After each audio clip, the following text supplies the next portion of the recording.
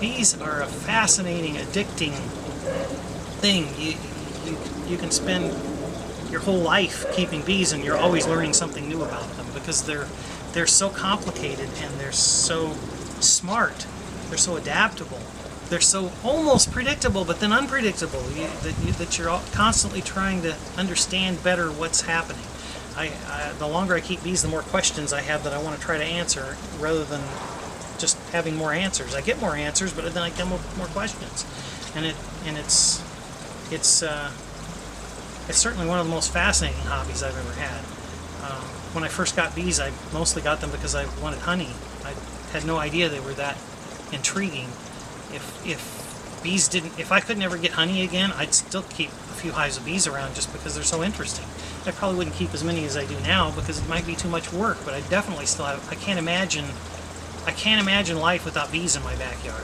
I really can't. But then I've had bees in my backyard for the last 38 years, so I have a theory.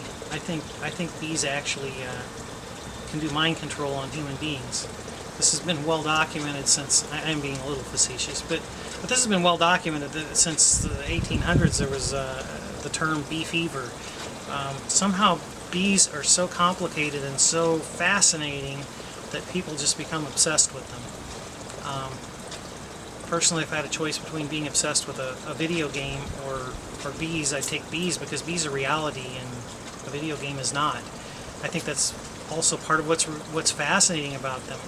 Part of what's fascinating about them is just the complexity of their society, the course of the year, and how things change, because things are constantly changing in a colony from early spring until fall, and watching those changes and trying to judge what's going to happen next so that you can give them the room they need or make whatever adjustments you need to be. That's interesting and fascinating. But then there's that whole reality of that they're real, and that they're not really tame. They do their thing. I think it's probably the thing that attracts people to cats. Is a cat is not really a domesticated animal, really. I mean, you can't teach a cat to go get your newspaper unless you're a really amazing animal trainer. A cat's pretty much not going to do that. A cat does what they want to do, and you let them.